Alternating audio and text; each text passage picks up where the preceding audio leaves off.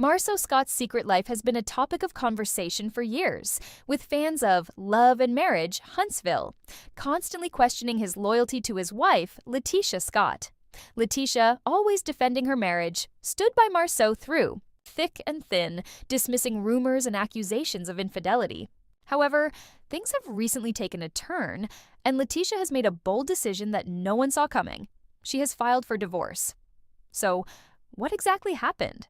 Why has LaTisha reached this point after all the years of defending her marriage? The cracks in Marsau and LaTisha's relationship were there from the beginning, but LaTisha chose to ignore them for the sake of her family and her marriage. Marsau, from the start, believed in traditional gender roles, where he was the one in control, making the decisions, handling the finances, and expecting LaTisha to stay home, take care of their children, and stay in the background. LaTisha initially accepted this, but over time, she began to grow as a person. She wanted more. She sought education, started her own businesses, and pursued her own dreams, but Marsau didn't seem to support her ambitions. In fact, he made hurtful comments that made her feel like her success was something to be ashamed of, instead of something to celebrate. He laughed off her dreams of independence, belittling her aspirations. This behavior should have been a major red flag, but LaTisha stayed loyal and hopeful. As the years passed, rumors of Marsau's infidelity began to surface. Secret messages, strange texts, and mysterious business trips raised eyebrows. LaTisha repeatedly asked Marsau about these rumors, but he laughed them off or made her feel bad for even questioning him. It was clear that he wasn't taking her seriously. While LaTisha continued to defend her husband, the whispers grew louder. Other people, even cast members from the show, began to speak up about Marsau's questionable behavior. Martel Holt, another man on the show with his own cheating issues, hinted that Marsau might be hiding something. Still, LaTisha chose to believe in him, brushing off the rumors as lies. But as the years went on, the evidence became harder to ignore. More women came forward, and Marsau's behavior grew more suspicious. He started acting more secretive. Late-night phone calls, liking posts on social media that seemed to hint at loyalty and understanding, and talking about protecting his family. It was clear to everyone except LaTisha that Marsau was hiding something, and it wasn't just one mistake. It was a whole second life, one that included other women, private jokes, and even hotel bookings in places where they had been together. LaTisha had been holding on to a hope that things would get better, but it became impossible to ignore the truth any longer. What finally made LaTisha reach her breaking point was the moment when she realized she had been the only one fighting for their marriage. She was the one holding everything together while Marsau continued to act carelessly.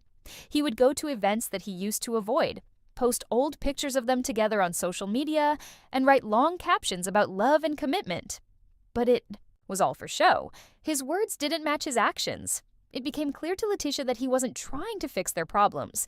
He just wanted to look good in front of others. The public apologies felt insincere, like he was only saying enough to stop the rumors. But LaTisha had had enough. She wasn't going to stay in a relationship where she was the only one trying. LaTisha's decision to leave was not just about the cheating rumors. It was about years of emotional neglect, hurt, and constant disappointment. She had reached a point where she could no longer pretend everything was okay. She started making quiet moves, meeting with lawyers, seeking advice, and opening up to her close friends. Many of them had seen the cracks in the relationship, but didn't know how to tell her without causing more pain. For the first time, LaTisha realized that she had been living in denial. She had given her all to this marriage, but Marsau had never met her halfway. He had only wanted control, not a partnership. As LaTisha grew stronger, Marsau started to panic. He wasn't used to being the one left behind. He had always been the one to make LaTisha feel like the problem was hers. But now the tables were turning.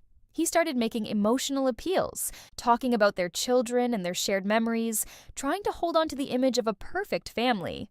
But LaTisha knew better.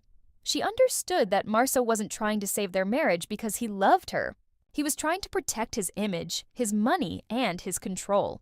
Behind the scenes, Marsau was meeting with lawyers and financial experts, making plans to protect his assets before the divorce could go through. LaTisha, on the other hand, was focusing on herself. She had spent so many years living for Marsau, putting his needs first and sacrificing her own happiness. Now, she was choosing herself. She stopped answering his late-night calls, stopped responding to his emotional messages, and started taking care of her own mental health. She leaned on her family, her friends, and even a therapist to find peace and clarity. The more Marsau tried to play the victim, the more people started to see through him. His public apologies and emotional posts on social media couldn't hide the truth. The truth was that LaTisha had been carrying the weight of their marriage for years, and now she was choosing to walk away. She wasn't angry or vengeful. She was simply done being treated like she wasn't enough. LaTisha's journey has become a story of quiet strength. She didn't go online to shame Marsau, even though she had every right to. Instead, she moved, with grace and dignity, allowing her actions to speak louder than words.